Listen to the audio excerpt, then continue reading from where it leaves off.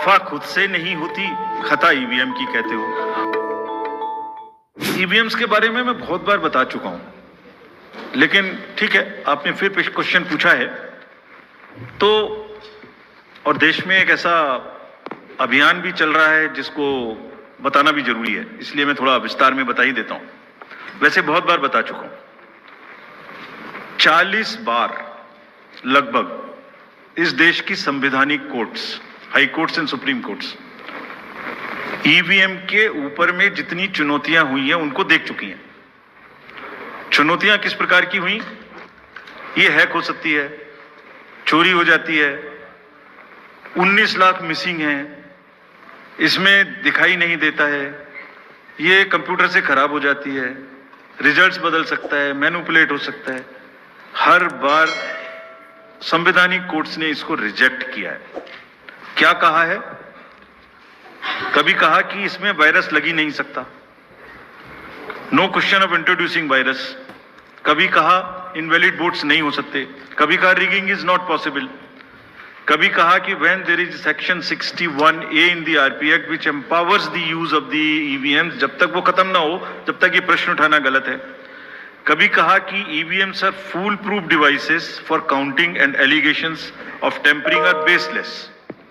कभी कहा कि आप एक के बदले 5 वीवीपैट गिनिए, वो हमने शुरू कर दिया। अब तो ये आ गया है नतीजा कि कोर्ट्स ने जुर्माना लगाना शुरू कर दिया। दिल्ली हाई कोर्ट ने मिस्चीवियस कहते हुए 10,000 रुपए का जुर्माना लगाया, फिर माननीय उच्चतम न्यायालय ने 50,000 रुपए का जुर्माना लगाया। अभी फिर रिसेंटली माननीय उच्चतम न्यायालय ने एक पिटीशन खत्म की है। कितनी बार सुनेंगे? क्यों बार बार वही बिलाप करना है? कोई चीज है तो हमसे पूछिए। हैक नहीं हो सकती, किसी सूरत में नहीं हो सकती, एंड जो परिणाम आते हैं वही प्रमाण है, बार बार परिणाम आते हैं। कोई भी ईवीएम लेके बैठ जाता है सोशल मीडिया पे, वो डिब्बा लेके एक बैठ जाता है, और आजकल एक नया ट्रेंड शुरू हुआ है, वो थोड़ा सा एक्सपर्ट भी बन जाता है। आजकल 1-2 एक्सपर्ट भी चल रहे हैं सोशल मीडिया पे, वो कहाँ की डिग्री है, कहाँ के एक्सपर्ट हैं, थोड़ा देखना भी चाहिए। वो बताते हैं कि ये डिब्बा है, वो टूल बॉक्स जैसा डिब्बा होता है, उसके अंदर में क्या है पता नहीं है, उसमें से एक गत्ते के डिब्बे में से एक स्लिप भी निकलती है, वो धरना भी हो जाता है कि स्लिप बदल गई, मैंने यहाँ बटन दबाया था और यहाँ ही गलत निकल गई। भाई आपने क्या दबाया था, किसी को बताया था क्या? क्या निकला, किसी को बताया था क्या?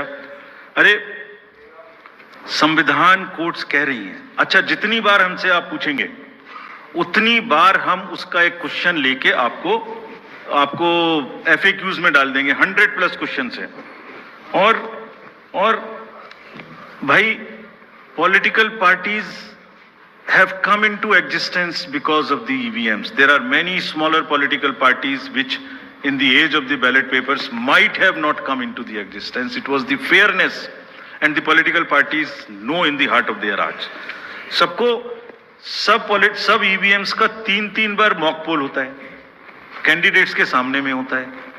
फिर भी अगर कुछ आप किताब लाए हैं, किसी के पास है क्या? एक हमने किताब भी बनाई है, एक जितने लीगल केसेस, 40 केस, देखिए, these are 40 cases on EVM.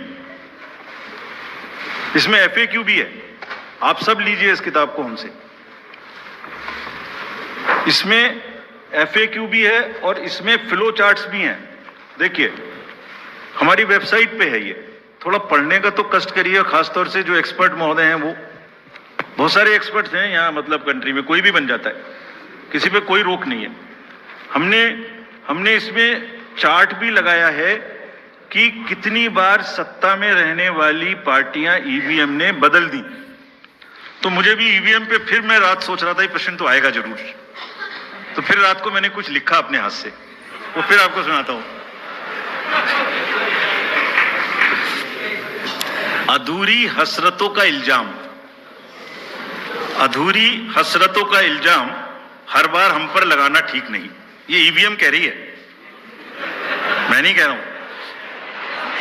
अधूरी हसरतों का इल्जाम हर बार हम पे लगाना ठीक नहीं, वफा खुद से नहीं होती, खता ईवीएम की कहते हो। और बाद में गोया जब परिणाम आता है तो उस पर कायम भी नहीं रहते, आप ही के पक्ष में रिजल्ट आ जाता है। ये क्या बात है भाई? कितने दिन? EVMs are 100% safe, 100% sure. We know now. In last 2 years, again, we have done large number of improvements.